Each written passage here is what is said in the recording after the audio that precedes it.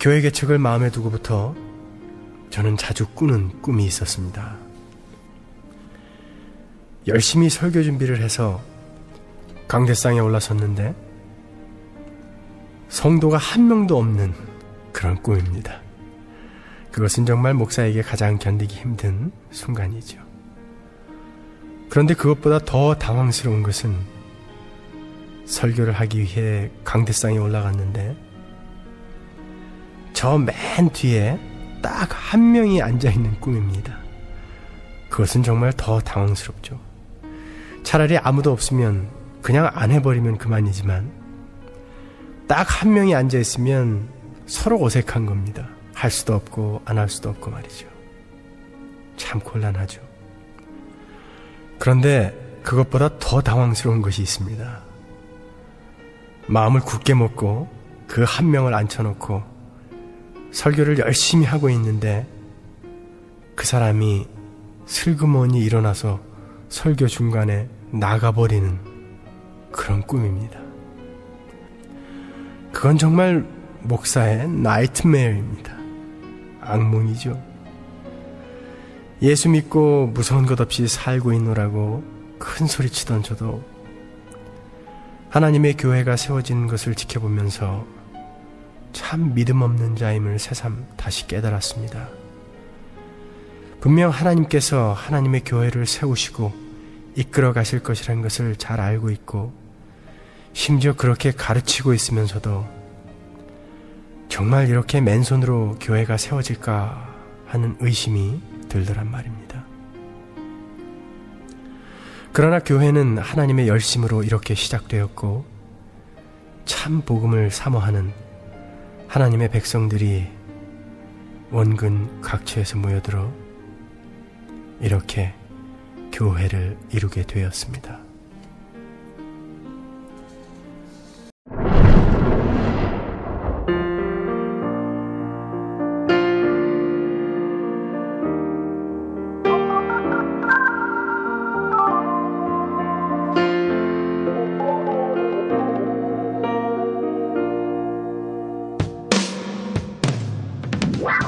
내 영혼이 은총입어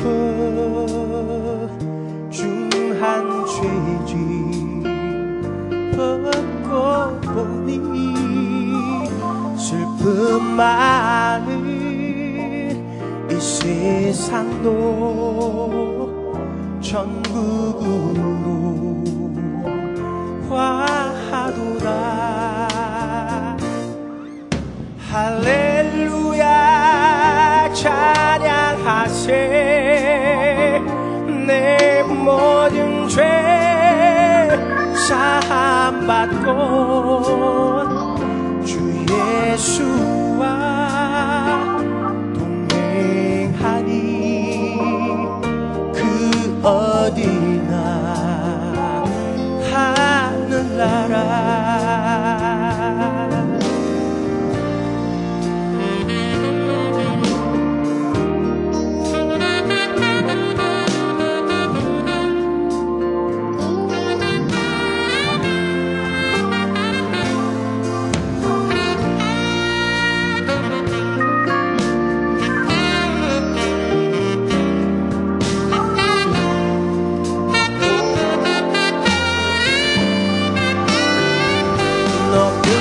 산이 거친 들이 조막이나 궁궐이나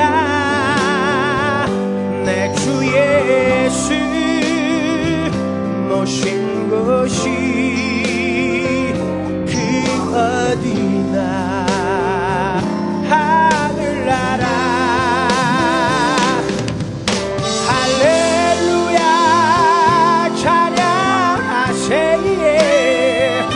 내 모든 죄 사함받고 주 예수와 동행하니 그 어디나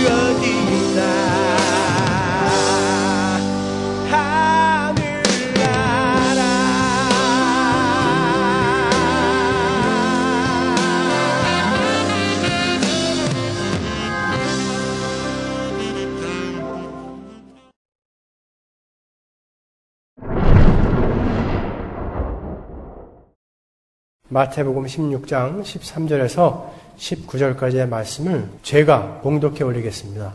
예수께서 가이사랴 빌립보 지방에 이르러 제자들에게 물어 가라사대 사람들이 인자를 누구라 하느냐 가로되 더러는 세례 요한 더러는 엘리야 어떤 이는 예레미야나 선지자 중에 하나라 하나이다. 가라사대 너희는 나를 누구라 하느냐 시몬 베드로가 대답하여 가로되 주는 그리스도시요 살아계신 하나님의 아들이시니이다. 예수께서 대답하여 가라사대 바요나 시몬아 내가 복이 있도다. 이를 네게 알게 한 이는 혈육이 아니요 하늘에 계신 내 아버지시니라. 또 내가 네게 이르노니 너는 베드로라. 내가 이 반석 위에 내 교회를 세우리니 음부의 권세가 이기지 못하리라. 내가 천국 열쇠를 네게 주리니 내가 땅에서 무엇이든지 매면 하늘에서도 매일 것이요 내가 땅에서 무엇이든지 풀면 하늘에서도 풀리리라 하시고. 아멘.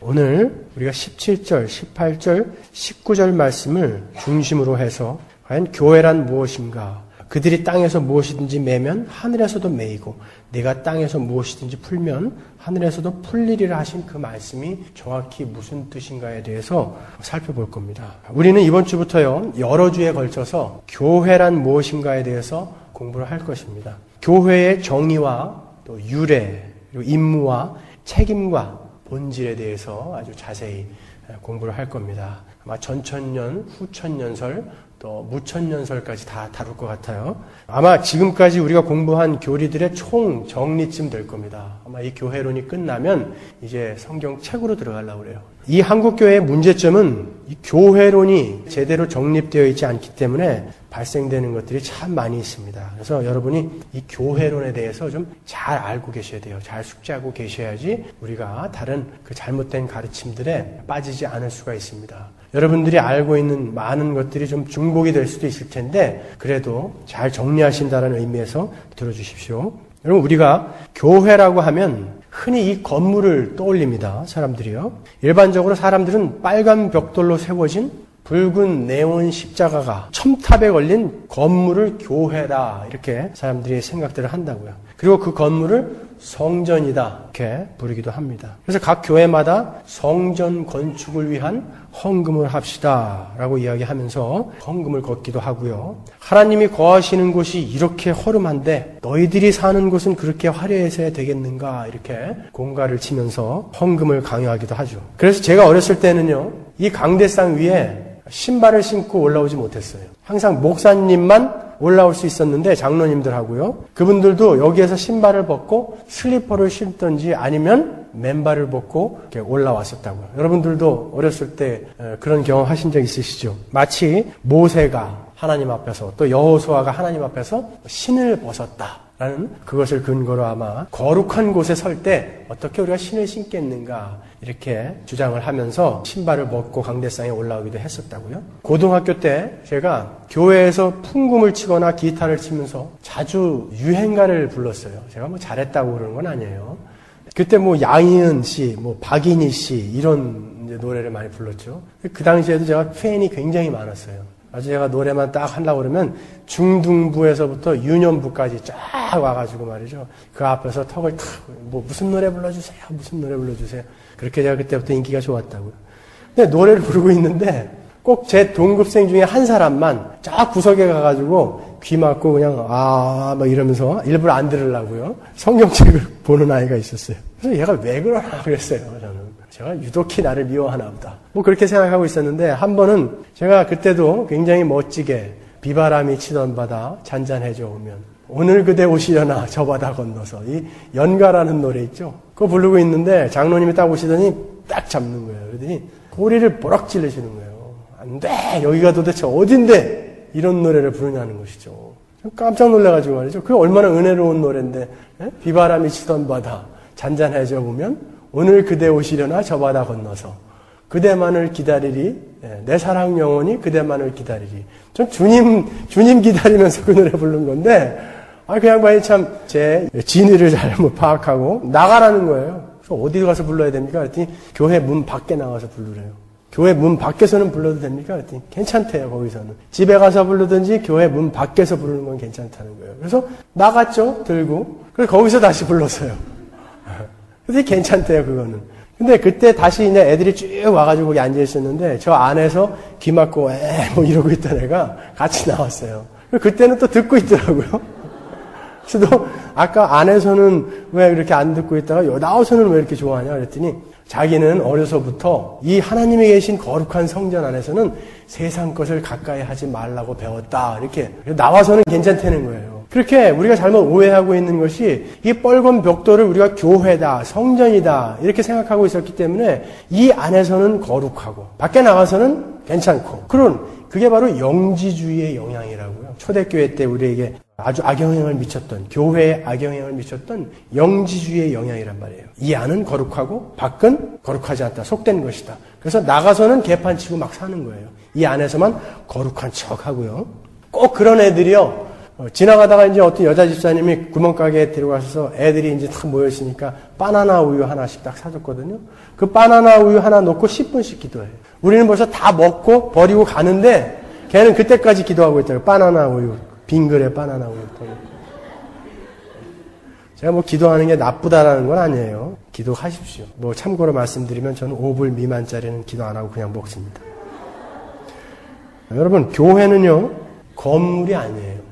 교회는 에클레시아라는 그 이름이 말해주듯이 세상으로부터 건져내어진 거룩한 무리, 하나님의 백성, 성도, 신실한 자들, 그리스도 안에 있는 자들, 그들을 가르쳐 교회라고 하는 거예요. 우리가 에베소서에서도 배웠죠? 다 똑같은 말이에요. 성도, 신실한 자들, 거룩한 무리, 세상으로부터 건져낸 자들, 그리스도 안에 있는 자들, 다 똑같은 말이죠. 그들을 가르쳐 우리가 교회다 이렇게 이야기한다고요. 에클레시아라는 말의 그 에크라는 접두어가 아웃이라는 뜻이거든요. 어디로부터 밖으로 건져내어진 자들, 그들을 바로 에클레시아, 교회다 그러는 거예요.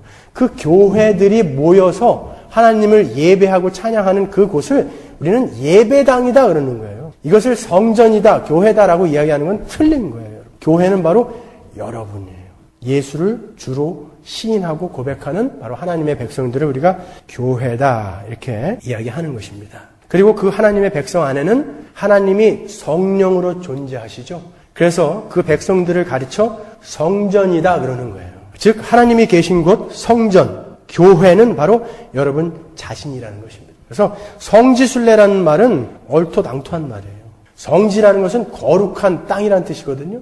그러니까 성지순례 하면서 우리는 돈 뭐 몇천 불씩 들여가지고 뭐 이스라엘이다 터키다 막 가잖아요. 거기는 성지가 아니에요. 거기만 하나님이 계신 곳이다. 사람들이 착각하는데 아니요. 성지는 바로 여러분이라니까요.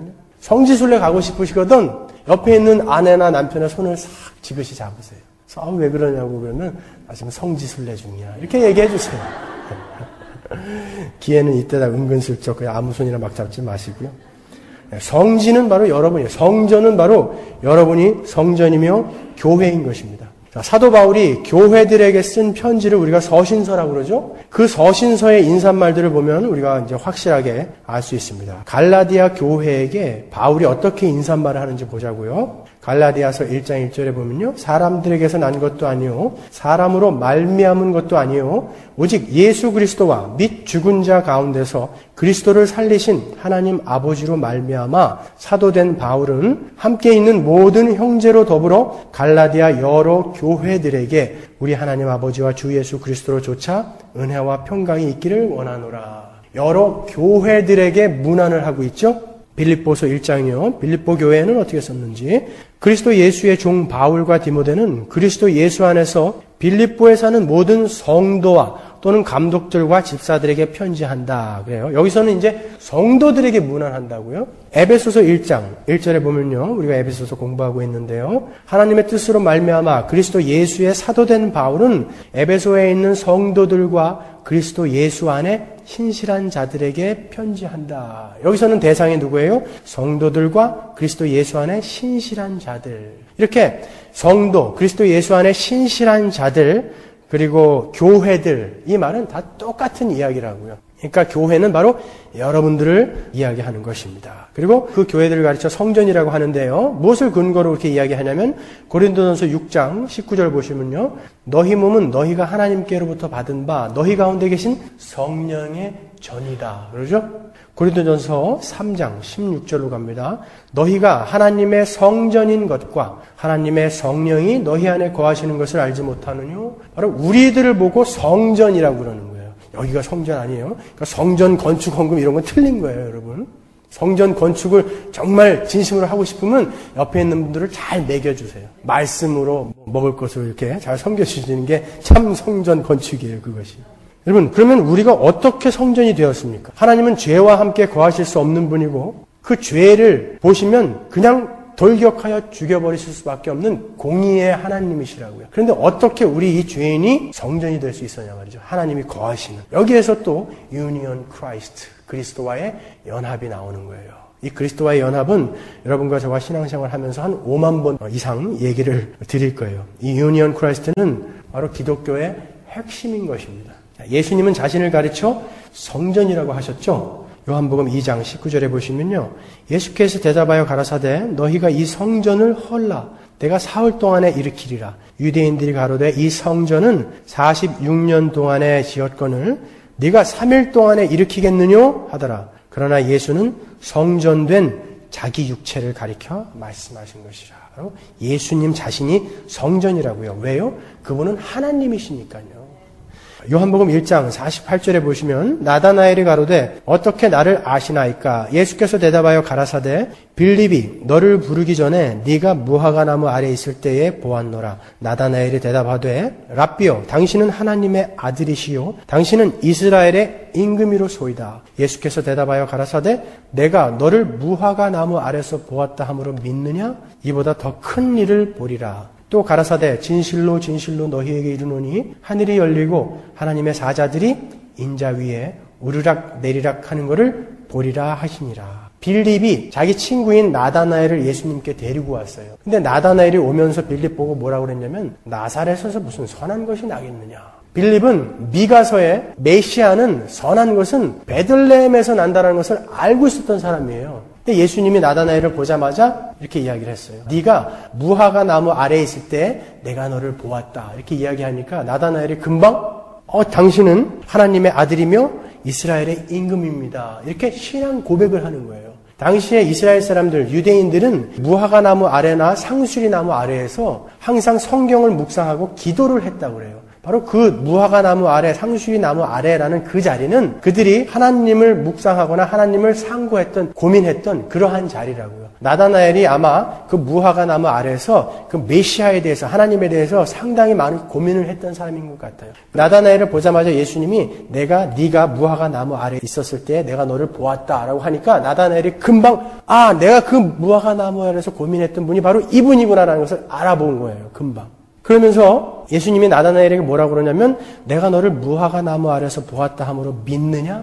너는 이보다 더 큰 일을 보겠다. 또 가라사대 진실로 진실로 너희에게 이르노니 하늘이 열리고 하나님의 사자들이 인자 위에 우르락 내리락 하는 것을 보리라. 이 말씀까지 붙여놓으셨다고요. 여러분 이 51절 말씀을 보시면 어디에서 본 장면이 떠오르지 않으세요? 창세기 28장. 야곱이 형 에서를 피해서 외삼촌 라반의 집으로 도망을 가는 길에 처량하게도 길거리에서 잠을 자게 되죠. 돌베개를 비고. 그때에 야곱이 꿈속에서 사닥다리가 땅에서부터 하늘까지 서 있는데 거기에 하나님의 사자들이 오르락 내리락 하는 것을 보죠. 그때에 야곱이 거기를 뭐라고 그럽니까? 여기가 바로 하나님이 계신 곳이구나 라고 하면서 벳엘이다 라고 이름을 줘요. 벳엘이다. 벳엘이라는 것은, 벳이라는 것은 집이라는 뜻이에요. 히브리어로. 엘이라는 것은 하나님이죠. 하나님의 집, 벳엘이라고요. 성전이라는 것이에요. 거기가. 그것을 구약에 능통한 나다나엘에게 예수님이 그 구절을 인용해서 뭔가 이야기하시는 거예요. 뭐예요? 바로 그 벳엘 참성전은 나다라는 거예요. 그 참성전, 하나님이 계신 곳, 그 참성전은 바로 나다라는 것을 나다나엘에게 가르치는 거라고요. 그런데 예수님이 말씀하시는 곳에는 사다리가 없죠. 창세기 28장에는 사다리가 있었지만 하늘로 올라갔다 내려갔다 하는 그 길, 사다리. 바로 예수님이 그 길이라는 거예요. 그래서 여기는 사다리가 없는 거예요. 바로 내가 하늘과 땅을 연결하는 바로 그 사다리. 내가 바로 벳엘이며 성전이다 라고 이렇게 이야기하시는 거예요. 바로 우리는 그 안에, 그 성전이신, 참 성전이신 예수 그리스도 안에 연합되어져서 죽고 살아난 자들 아닙니까? 그래서 우리가 그 참 성전이 된 거예요, 우리가. 바로 하나님이 우리 안에 거하신다 말이죠. 이렇게 교회, 성전은 건물을 이야기하는 것이 아닙니다. 교회는 하나님의 백성, 성도들, 바로 여러분을 가르쳐서 교회다라고 하는 거예요. 당연하죠. 교회는 예수님이 핏값을 주고 사신 것이라고 사도행전 20장 28절에 말씀하시지 않습니까? 핏값을 주고 이 건물을 사셨겠어요, 예수님이? 아니, 바로 여러분이요. 여러분이 바로 교회라는 것이죠. 오늘 본문에 보면요, 예수님께서 그 교회를 어디다 세우신다고 그럽니까? 18절, 19절을 다시 한번 보시면, 또 내가 네게 이르노니 너는 베드로라. 내가 이 반석 위에 내 교회를 세우리니 음부의 권세가 이기지 못하리라. 그리고 내가 천국 열쇠를 네게 주리니 네가 땅에서 무엇이든지 매면 하늘에서도 매일 것이요, 네가 땅에서 무엇이든지 풀면 하늘에서도 풀리리라. 라고 이렇게 예수님께서 말씀해 놓으셨습니다. 이 이야기의 배경은요, 예수님께서 제자들에게 이렇게 물으셨습니다. 사람들이 나를 누구라고 하느냐? 그러니까 제자들이 대답하죠. 더러는 예수님을 세례 요한이다, 엘리야다, 또 더러는 예레미야나 선지자라고 대답합니다. 그랬어요. 그랬더니 예수님이 그러면 너희들은 나를 누구라고 하느냐? 그래요. 그러니까 성질 급한 베드로가 냉큼 주는 그리스도시요 살아계신 하나님의 아들입니다라는 이 위대한 신앙 고백을 했다고요. 이게 기독교예요. 주는 그리스도라는 건 뭐죠? 히브리 말로 메시아, 구세주라는 거예요. 예수님 당신이 메시아이며 당신이 바로 살아계신 하나님의 아들. 하나님의 아들은 누구죠? 하나님이죠. 짱구 아빠 짱구, 짱구 엄마 짱구. 하나님 아들 하나님. 바로 당신은 예수님이 하나님이시라는 거예요. 그것이 바로 우리 기독교의 핵심이라고요. 그랬더니 예수님께서 베드로를 칭찬하세요. 바요나 시모나 네가 복이 있도다. 그런다고요. 그리고 너에게 그 고백을 하게 하신 이는 하나님이시다. 여기에서 또 우리가 하나님의 주권을 알 수 있죠. 우리가 우리의 능력과 실력으로 하나님의 백성이 된 것이 아니라, 그렇게 칭찬받는 자가 된 것이 아니라 그것을 알게 하신 이는 바로 하나님이시다. 우리가 에베소서 지난 시간에 한번 살펴봤어요. 그리고 베드로에게 이는 베드로라 내가 이 반석 위에 교회를 세우겠다 그래요. 그래서 이 반석 그러면 바로 이 반석은 베드로인가 보다 이렇게 생각을 한다고요. 틀린 거예요. 그것은. 그리고 그 천국의 열쇠도 주겠다 그래요. 그리고 그 천국의 열쇠를 가진 자가 땅에서 풀면 하늘에서도 풀리고 땅에서 매면 하늘에서도 매인다 이렇게 말씀하세요. 이 구절이 가톨릭이 교황권의 근거로 삼는 구절이에요. 하나님은 베드로 위에 교회를 세우셨고 그 베드로는 음부의 권세도 그를 이기지 못하고 천국의 열쇠까지 가진 자다라고 그들은 이야기한다고요. 그리고 그들은 베드로를 초대 교황으로 받들죠. 그래서 그 교황권을 전해받은 지금의 교황도 역시 천국의 열쇠를 쥐고 있다라고 믿고 있습니다. 그래서 그들은 교황을 교황성하다 이렇게 불러요. 교황성하. 폐하도 아니고 전하도 아니고 각하도 아니고 성하 이렇게 불러요. 왜요? 천국의 열쇠를 갖고 있으니까. 그러니까 모자 하나도 65억짜리 보석이 박힌 모자를 쓰고 다니죠. 차도 천장이 열리는, 왜냐면 교황이 고개를 숙이면서 차를 타면 안 된다 그래서 벤츠사에서 천장이 열리는, 서서 이렇게 타가지고 앉으면 문이 닫히는 이런 차를 타고 있는 분이 바로 교황 성하님 아니시겠습니까? 천국의 열쇠를 갖고 있기 때문에. 여러분, 베드로가 어떻게 살다 어떻게 죽었는데 어떻게 교황을 그렇게 치고 갑니까? 이 구절을요, 헬라어 원어로 자세히 살펴보면 그들의 주장이 옳토당토 않다는 것을 우리가 금방 알 수 있어요. 베드로의 이름은 반석이라는 뜻이에요. 원래 베드로의 이름은 시몬이라는 뜻이죠. 시몬이라는 뜻은 조약돌이라는 거예요. 아무데나 이렇게 막 굴러다니는 거. 툭 차면 절로 갈 수 있는 거. 반석은요, 굳건하게 움직이지 않는 게 반석이거든요. 그래서 예수님이 만나자마자 이름을 바꿔주는 거예요. 게바라, 베드로라 해라. 너는 반석이다. 원래 조약돌이었는데. 그런데 이 조약돌이 금방 정체가 탄로난 데가 있죠. 3번 부인한 자리. 거기에서 그냥 흔들려 버렸잖아요. 그러니까 예수님이 그 베드로의 잘못을 지적해 주기 위해서 요한복음 21장에서 숯불을 피워놓고 고기를 구우면서 베드로 보고 네가 나를 사랑하느냐라고 3번 물어보시죠. 3번 부인했으니까. 그때에 3번 네가 나를 사랑하느냐 물어보실 때에 예수님이 베드로를 뭐라고 불러요? 요한의 아들 시모나라고 부른다고요. 자기가 이름을 바꿔줬음에도 불구하고 그때는 베드로가 어떤 자인지 너의 열심과 노력으로 과연 되드냐라고 물어보시는 거예요. 시모나. 베드로의 이름은 반석이에요. 반석이라는 뜻이고 헬라어로는 페트로스. 페트로스는 남성 주격이에요. 헬라어에는 단어마다 성이 있다고요. 남성 주격인데요. 이 베드로에게 너는 베드로라 내가 이 반석 위에 교회를 세우겠다라는 이 반석은 페트라 해가지고 여성 명사예요. 그것은. 헬라어에서 이렇게 성이 다르면 같은 단어가 될 수 없어요.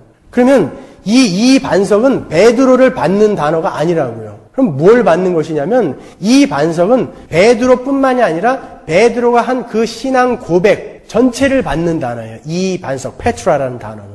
그러니까 뭐냐면요. 베드로 위에다가 교회를 세우겠다는 게 아니라 이렇게 주는 그리스도이시요, 메시아요, 살아계신 하나님의 아들, 바로 하나님이십니다라는 참 성경적인 고백을 하는 그 사람들 위에다가 교회를 세우겠다는 얘기라고요. 그러니까 바로 여러분들이 그러한 참 신앙 고백을 하고 있다면 바로 여러분들 위에다가 교회를 세우겠다라는 것이 바로 이 성경이 말하는 진의란 말이죠. 그리고 그들에게 천국의 열쇠가 주어져 있다는 거예요. 바로 여러분들에게. 믿어지십니까? 여러분들이 천국의 열쇠를 쥐고 있다니까요. 그게 무슨 뜻이에요, 그건 또. 만일 캐톨릭이 이야기하는 것처럼 이 반석이 베드로 한 사람을 말씀하시는 것이면 바로 그 밑에 구절들이 이해가 안 가죠, 우리한테. 그 밑에 어떤 구절이 있냐면 22절에 보시면요. 베드로가 예수를 붙들고 간하여 가로되 주여 그리 마옵소서 이 일이 결코 주에게 미치지 아니하리이다. 예수께서 돌이키시며 베드로에게 이르시되 사단아 내 뒤로 물러가라. 너는 나를 넘어지게 하는 자로다. 내가 하나님의 일을 생각지 아니하고 도리어 사람의 일을 생각하는도다 하시고 아니 금방 너는 반석이다. 이 반석 위에 내가 교회를 세우리니 라고 해놓고 금방 그 밑에다 뭐라고 그래요?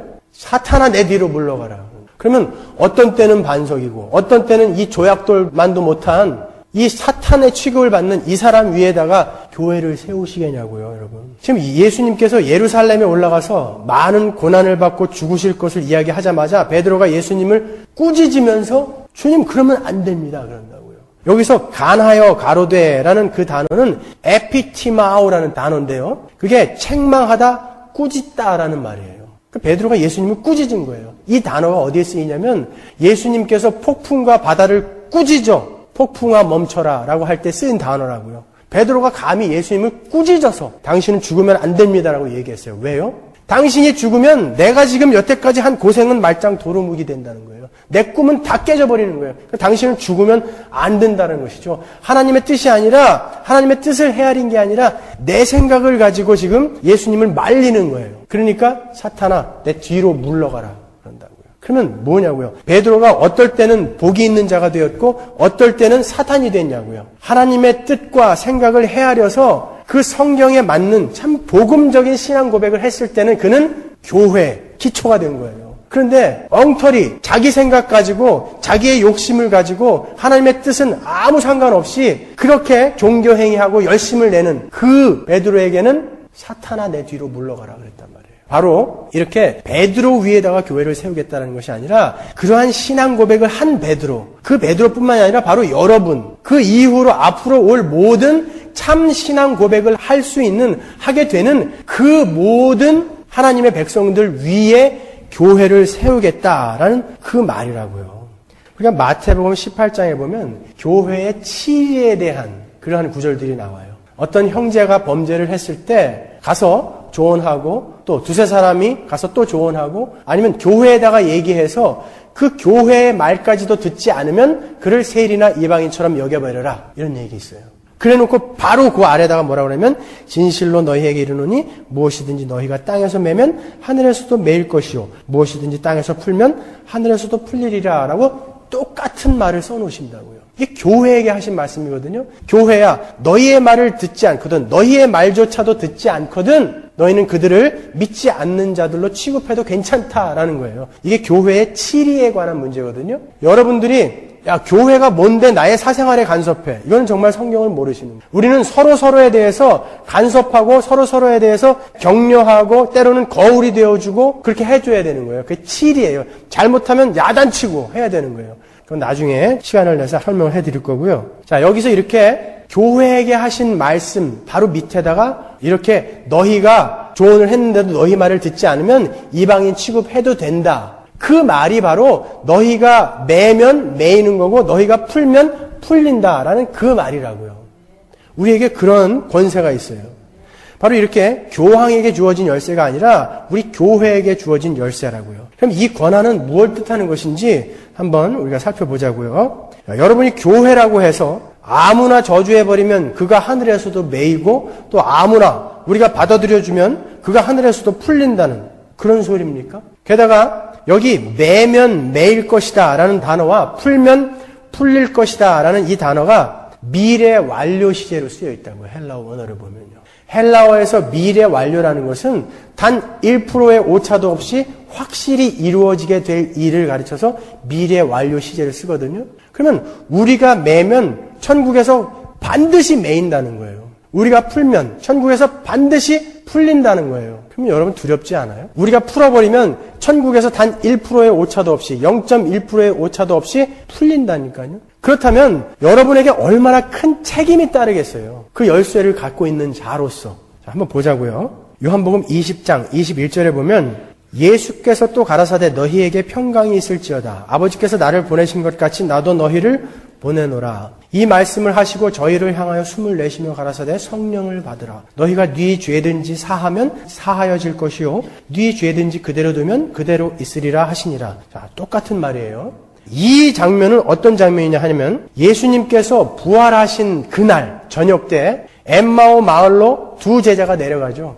예수님이 쫓아가신다고요. 무슨 일이 있었습니까? 그랬더니 당신은 그것도 모르냐고 말이에요. 우리는 그가 진짜 우리의 메시아인 줄 알았다. 그렇게 바랬다. 우리는 그렇게 소망했다 그러죠. 그러면서 쭉 예루살렘에서 있었던 예수님에 대한 이야기를 해줘요. 예수님한테. 그러니까 예수님이 그 성경에 써있는 자기에 관한 이야기를 그 제자들에게 쭉 이야기를 해주시고 그리고 떡을 떼어 축사하여 그들에게 주시죠. 그러니까 이들의 눈이 띄어져가지고 예수님이시네? 라고 알아보자마자 예수님이 없어지셨어요. 그러니까 이 제자들이 그 길로 예루살렘으로 달려가서 11 제자와 그 11 사도와 함께 있던 많은 무리들과 함께 섞여서 예수님을 내가 보았다라고 하는 그 장면에 예수님이 들어오신 거예요. 그래갖고 샬롬 인사를 하죠.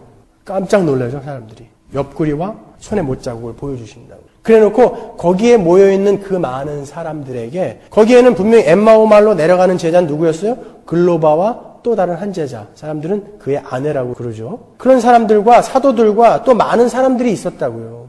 캐톨릭은 이 부분을 가르쳐서 또 그래서 사도의 전승을 받은 사람들, 그 사람들은 죄를 사할 권세가 있다고 그래요. 그래서 성직자들이 종부성사다, 고해성사다에서 그들의 죄를 듣고 죄를 사해주죠. 이 구절을 가지고 근거로 해서 그렇게 주장을 하는데 여기에는 분명히 사도들만 있었던 게 아니라 글로바와 그의 아내와 다른 많은 사람들이 있었다고요. 바로 교회에다가 한 이야기라고요. 이게 교회.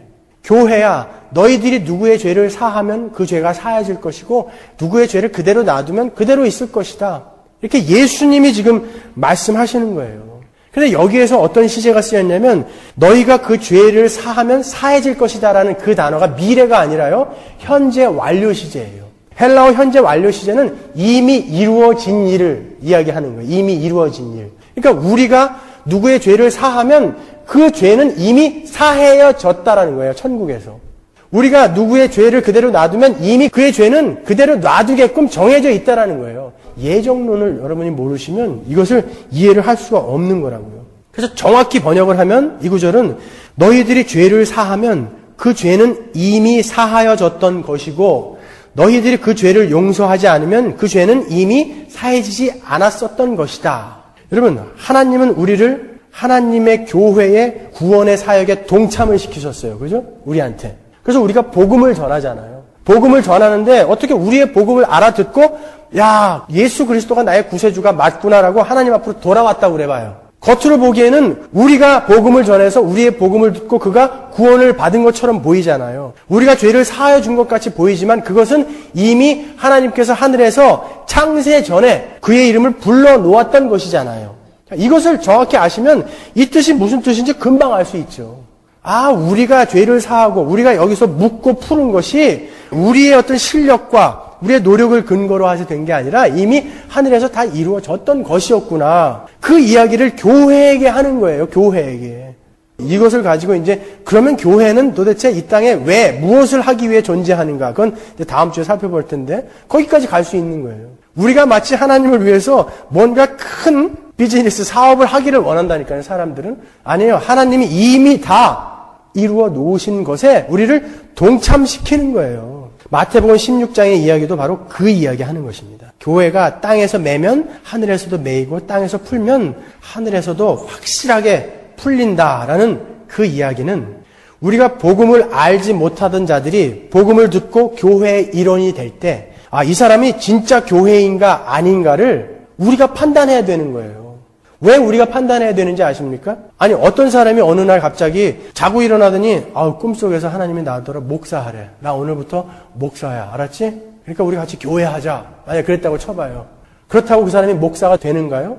누군가가 인정을 해줘야 되잖아요. 이 사람의 정말 배경이라든지 자질이라든지 또 이 사람의 신학교는 제대로 나왔는지 여러 가지를 판단하고 검증하고 시험해 보고서 자격이 있구나라는 사람을 목사로 인정하는 거예요. 누가? 교회가요. 여러분들이 인정을 해주는 거라고요. 그리스도인도 마찬가지예요. 처치의 멤버가 되는 것도 마찬가지라고요. 누가 그냥 웬 주웅이 와가지고 나 오늘부터 그리스도인 할래. 성경에 대해서 아십니까? 예수에 대해서 아십니까? 몰라. 그렇지만 그냥 그리스도인이야. 나는 오늘부터. 그러면 그리스도인 되는 거예요? 누군가가 인정해줘야 되잖아요. 바로 교회가 매면 매이는 거고 풀면 풀리는 거예요. 여러분이 그것을 하셔야 되는 거예요. 그러면 여러분에게는 책임과 의무와 진지함이 따라야 되는 거예요. 뭘 알아야, 개뿔이나 알아야 판단을 할 거 아니에요. 이 사람이 교회인가 아닌가 모르잖아요. 그렇기 때문에 여러분에게 공부하시라는 거예요. 성경을 공부하시라는 거예요. 우리에게는 그만큼 책임이 있다고요. 엄청난 권세가 주어져 있는 반면에 거기에 따르는 책임이 우리에게 있는 것입니다, 여러분. 제가 그 새가족반에서 다소 과격하게 우리가 지지하는 신학에 대해서 리폼드 개혁주의에 대해서 충분히 설명을 해드리고 한 4시간에 걸쳐 설명해드리고 여러분 우리는 이 길을 갈 겁니다. 만약에 이 길을 따르지 않겠다고 하는 분들은 우리 교회에서 함께 갈 수 없습니다. 그래서 반은 나갔잖아요. 실제로. 왜 그러냐면 우리는 그들과 함께 한 길을 갈 수가 없어요. 신비적인 것이나 기복적인 것이나 쫓아다니고 하나님은 위대한 박애주의자의 한 사람이다. 그러니까 그분이 하신 그 어마어마한 선행을 우리가 쫓아서 살면 되는 것이지 무슨 그분이 하나님의 아들이냐. 그러면서도 그들은 그리스도인이라고 그래요. 저는 그런 사람들을 그리스도인이라고 이야기할 수가 없어요. 그 권세가 우리에게 주어져 있다는 거예요. 여러분과 저에게 말이에요. 그냥 맨 가짜들을 계속 데려오니까 온통 가짜들이야. 그냥 온통 가짜들. 이 천국의 열쇠, 그 천국의 열쇠가 우리에게 주어져 있는데 그 천국의 열쇠는 예수 그리스도가 갖고 계신 열쇠라고요. 자, 요한계시록 3장 7절에 보면 빌라델비아 교회의 사자에게 편지하기를 거룩하고 진실하사 다윗의 열쇠를 가지시니 곧 열면 닫을 사람이 없고 닫으면 열 사람이 없는 그이가 가라사대. 그 열쇠를 우리에게 나눠주셨단 말이에요. 그 열쇠를요. 그 열쇠를 받은 자로서 우리가 얼마나 더 신중해야 하며 얼마나 더 진지하게 그 앞에 서야 하겠습니까? 또 어떻게 우리가 소문으로 신앙생활을 하냐고요. 소문으로 전해 들은 내용을 갖고 신앙생활을 하냐고요. 어떻게 우리가 추측이나 예감 같은 걸로 신앙생활을 하냐고요. 어떻게 우리가 무조건 믿어. 이걸로 어떻게 신앙생활을 하냐고요. 우리가. 아니요. 우리에게는요. 보다 큰 책임이 있는 거예요. 그 교회는 예수님의 교회라고 그래요. 예수님의 교회. 18절에 보면 또 내가 네게 이르노니 너는 베드로라. 내가 이 반석 위에 내 교회를 세우리니 음부의 권세가 이기지 못하리라. I will build my church. 누구의 church? 예수 그리스도의 church. 어느 목사의 교회? 그런 거 없어요. 한국에 무슨 큰 교회 하면 마무개 목사님 교회? 그런 거 없어요. 교회는 예수님의 교회예요. 예수님의 교회면 누가 세우십니까? 예수님이 세우시죠. 왜 여러분들이 걱정해요? 우리가 교회 개척할 때 저에게 충고해 주신 게 그거예요. 웬만큼 재력이 있는 장로 4-5명은 함께 있어야 된다. 그렇지 않으면 교회가 절대 쓸 수 없다. 열심히 일할 일꾼들 몇 명 정도는 있어야지 맨 땅에 그렇게 헤딩하는 거 아니다. 콘크리트 바닥에 나무 십자가 박는 게 그렇게 쉬운 줄 아냐? 그럼에도 불구하고 왜 제가 20살, 21살 먹은 우리 아이들과 함께 그라지세일을 하며 시작했는가? 우리는 알았어요. 교회는 예수님이 시작하시고 예수님이 세우신다라는 것을 우리는 미리 알고 있었거든요. 그래서 시작할 수 있게 된 거예요. 교회는 예수님이 세우시는데 어떻게 세우십니까? 고린도전서 3장 11절에 보면 이 닦아둔 것 외에 능히 다른 터를 닦아줄 자가 없으니 이 터는 곧 예수 그리스도라. 에베소서 2장 20절 보시면 너희는 사도들과 선지자들의 터 위에 세우심을 입은 자라 그리스도 예수께서 친히 모퉁이 돌이 되셨느니라. 예수 그리스도라는 터 위에 그리고 사도들과 선지자들의 터 위에 교회를 세우시는데 예수 그리스도는 뭐예요? 말씀이죠. 로고스. 사도들과 선지자들은 뭐예요? 하나님의 말씀을 대언하고 기록했던 사람들이죠. 바로 하나님의 말씀 위에 말씀으로 세워지는 게 교회예요.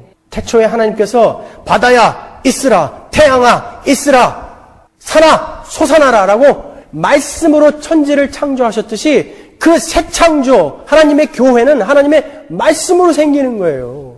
그런 면에 있어서 우리 교회에 특별히 그렇게 돈 많은 부자들이 없는 걸 저는 감사하게 생각합니다. 돈 몇 푼 내놓고 얼마나 유세를 떨었을 거예요. 와가지고 야, 뭐 이렇게 갑시다 저렇게 갑시다. 완전히 그 사람 주식회사죠 거기는. 아니요, 교회는요 예수님이 세우시고 예수님이 이끌어 가시는 것입니다. 내 교회라고 그런다고. 내 교회. 자, 정리를 하겠습니다. 교회는요 하나님으로부터 선택되어져서 예수 그리스도로 말미암아 죄에서 용서를 받고 구별되어서 건져내어진 자들로 주 예수만이 우리를 구원하시는 메시아요 그리스도이시며 그 주 예수님은 하나님의 아들, 즉 하나님이시다라는 것을 고백하는 자들을 가르쳐서 우리가 교회 그렇게 이야기하는 것입니다. 그리고 그들에게는 천국의 열쇠가 주어져 있는데 하나님을 믿겠다라고 나서는 사람들을 교회의 멤버로 받아들이느냐 안 받아들이느냐 그런 권세까지 부여받은 자들이 바로 교회입니다. 그러므로 거기에는 엄청난 책임과 진지함이 있어야 된다는 것입니다. 그 예수님이 갖고 계신 엄청난 천국의 열쇠를 받은 자로서 그 천국의 열쇠를 남용하지 않기 위해서는 여러분 열심히 공부하셔야 돼요. 그래서 공부하는 거예요, 여러분. 우리가 때로는 머리에 쥐가 날 만큼 조금 재밌는 이야기도 해주면서 설교하고 성경 공부하면 사람들이 더 많이 올 텐데 그거는 집에 가서 개그 콘서트 이런 거 빌려다 보세요. 왜 목사들한테까지 그런 걸 원하십니까, 여러분? 배우시는 거예요. 예수님에 대해서 배우다가 가는 거예요, 여러분. 여러분, 영생을 가진 자들이 바로 이 교회가 하나님을 모르고 예수님을 모르면서 나는 교회입니다. 나는 영생을 소유한 자입니다라고 어떻게 이야기할 수 있냐 말이에요. 요한복음 17장에 영생은 곧 유일하신 참 하나님과 그의 보내신 자 예수 그리스도를 아는 것입니다라고 이렇게 명확히 이야기해 놓았지 않습니까? 영생을 가진 자, 교회들은 하나님과 예수 그리스도에 대해서 당연히 아는 자들이다. 그거는 그리스도인들, 교회들의 증거예요, 증거. 그런데도 불구하고 그냥 아무것도 모르고 체험한 거, 경험한 거, 뭐 암 난 거, 때로는 무슨 뭐 아들 대학 합격한 거 이걸로 그냥 예수님은 살아계셔. 그러면 예수 믿고 망한 사람은요, 예수님은 죽은 거예요, 그 사람한테는? 아니요, 여러분 아셔야 돼요. 배우셔야 돼요. 하나님에 대한 지식, 예수 그리스도에 대한 지식, 그것은 영생하는 자들, 하나님의 백성들, 교회들에게 반드시 나타나야 할 증거인 것입니다. 자, 이 자리에 계신 교회들에게 제가 마지막으로 도전합니다.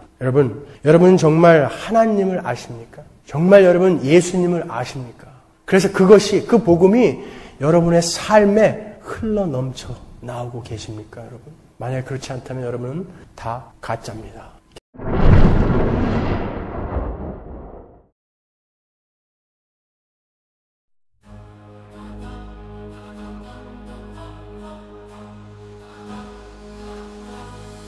귀는 자는 성령이 교회들에게 하시는 말씀을 들을지어다. 서머나 교회의 사자에게 편지하라. 처음이며 마지막이요 죽었다가 살아나신 네가 이르시되 내 담이 환난과 궁핍을 알거니와 실상은 네가 부요한 자니라. 자칭 유대인이라는 자들의 비방도 알거니와 실상은 유대인이 아니요 사탄의 회당이라. 너는 장차 받을 고난을 두려워하지 말라. 볼지어다 마귀가 장차 너희 가운데에서 몇 사람을 오게 던져 시험을 받게 하리니 너희가 10일 동안 환난을 받으리라.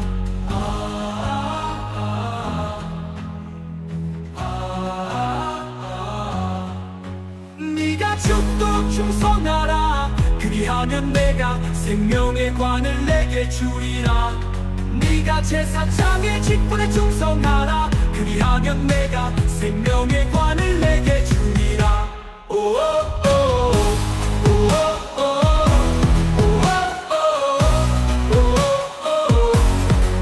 귀는 자는 성령이 교회들에게 하시는 말씀을 들을지어다. 이기는 자는 둘째 사망의 해를 받지 아니하리라. 귀는 자는 성령이 교회들에게 하시는 말씀을 들을지어다.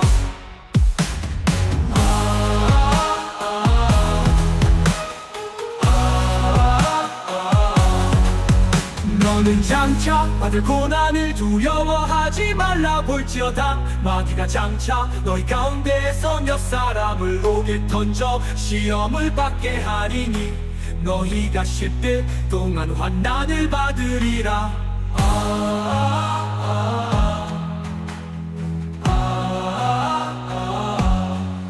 네가 죽도록 충성하라. 그리하면 내가 생명의 관을 내게 주리라. 네가 제사장의 직분에 충성하라. 그리하면 내가 생명의 관을 내게 주리라.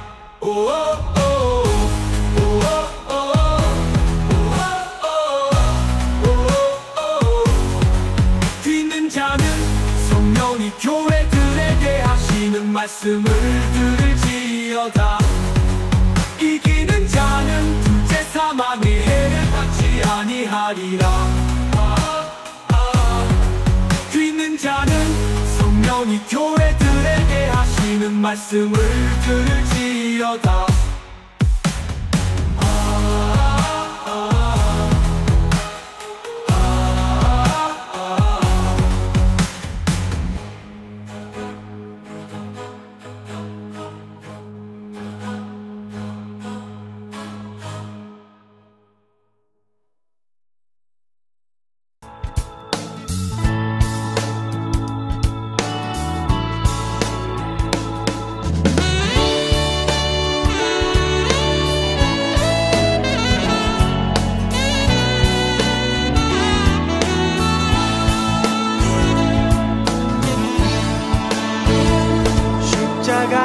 십자가 내가 져